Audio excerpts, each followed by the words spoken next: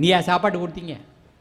காட்டில் செடி கொடியெல்லாம் இருக்க, உங்கள் நிலத்தில் வெயிலில் இருக்குதா, வீட்டுக்கு முன்னாடி வேப்ப மரம் இருக்குதா, ஆத்தங்கரையில் தென்னை மரம் இருக்குதா, ரோடோரத்தில் புளிய மரம் இருக்க, எவன் யூரியா போட்டான், எவன் டிஏபி போட்டான், வருஷம் வருஷம் அது காய்ச்சிக்கிட்டு இருக்குல்ல, கொடுத்துக்கிட்டு இருக்குல்ல.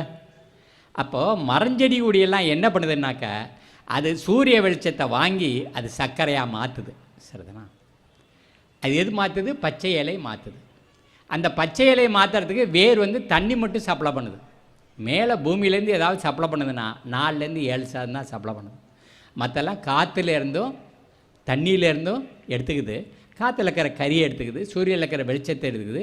இதை ஃபோட்டோ சிந்தசிஸ்ன்னு இங்கிலீஷ் பள்ளிக்கூடத்தில் படிக்கிறீங்க, ஒளிச்சேர்க்கைன்னு தமிழ் பள்ளிக்கூடத்தில் படிக்கிறீங்க. அப்புறம் எதுக்கு யூரியாவை டிஏபியெல்லாம் சாப்பாடுன்னு வேலை கொண்டே கூட்டுறீங்க? நம்ம மண்ணுக்கு எடுத்தது தானே மிச்சம். நம்ம பூமியை தாயாக பார்த்தோம்ல, மாட்டை தாயாக பார்த்தோம்ல.